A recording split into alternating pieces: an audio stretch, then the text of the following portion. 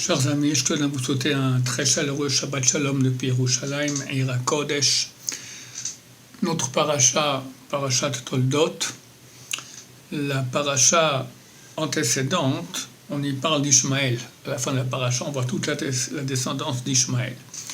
Et dans notre paracha, on voit principalement l'histoire de Esav.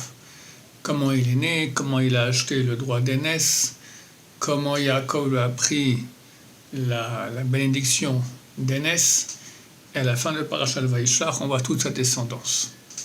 La question se pose, pourquoi la Torah parle avec tellement de longueur de Ishmaël et de Esav? Il y a 70 nations. Il y a certainement des nations beaucoup plus grandes que ces deux nations parmi les 70 nations. Alors pourquoi avoir choisi ces deux personnages? En fait, les 70 nations sont partagées en deux groupes de 35 nations. Un groupe est sous la tutelle spirituelle de Esav et l'autre sous la tutelle spirituelle de Ishmaël. Donc la Torah parle de ces deux personnages parce qu'ils sont en fait les deux piliers basiques spirituels de toutes les nations. Et grâce à cette explication, on peut comprendre le Midrash Tanhuma qui parle sur le début de Parashat Zot HaBracha. Donc vers la fin de la Torah, Zot HaBracha est écrit Vayomer Hashem Sinaï Ba. Et il dit, donc Moshe a dit, Dieu est venu du mont Sinaï. Le Midrash dit, cela nous enseigne que Dieu a amené la Torah à tous les peuples de la terre et ils ne l'ont pas accepté. Jusqu'à ce qu'il est venu au peuple d'Israël, ils l'ont accepté. Comme il est dit, Vezarach Miseir Lamo. C'est la suite du verset dans Zot HaBracha. Il a brillé depuis Seir. Et le Midrash dit, ce sont Bnei Esav. C'est normal parce que Seir, c'est le pays de Esav. Et la suite du verset dit, Hofia Me'ar Paran. Il est apparu depuis Har Paran.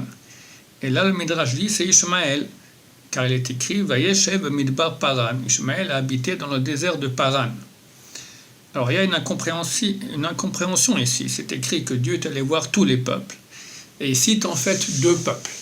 D'après ce qu'on vient d'expliquer, c'est clair. En fait, il n'est pas allé voir tous les peuples, il est allé voir les racines spirituelles du monde entier, des deux groupes de 35 peuples qu'il y a dans le monde, Ishmaël et Esav. Esav n'a pas voulu. Le Midrash, dans Sifré, dit, Dieu leur a demandé, est-ce que vous voulez la Torah? Ils ont dit, qu'est-ce qu'il y a dedans? C'est marqué, tu ne tueras point. Ils ont répondu, notre ancêtre, Esav, était un assassin.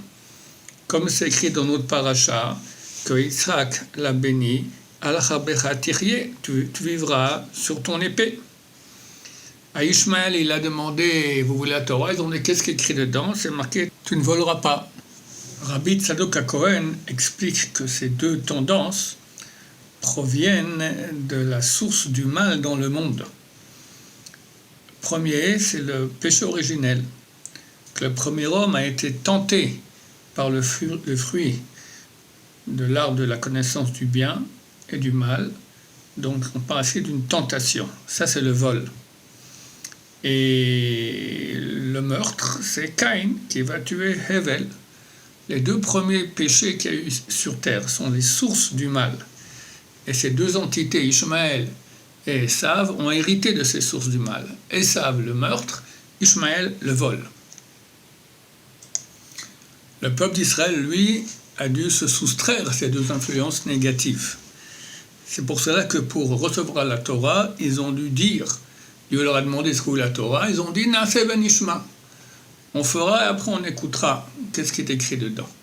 En fait, ces deux mots sont les antithèses de ces deux sources du mal.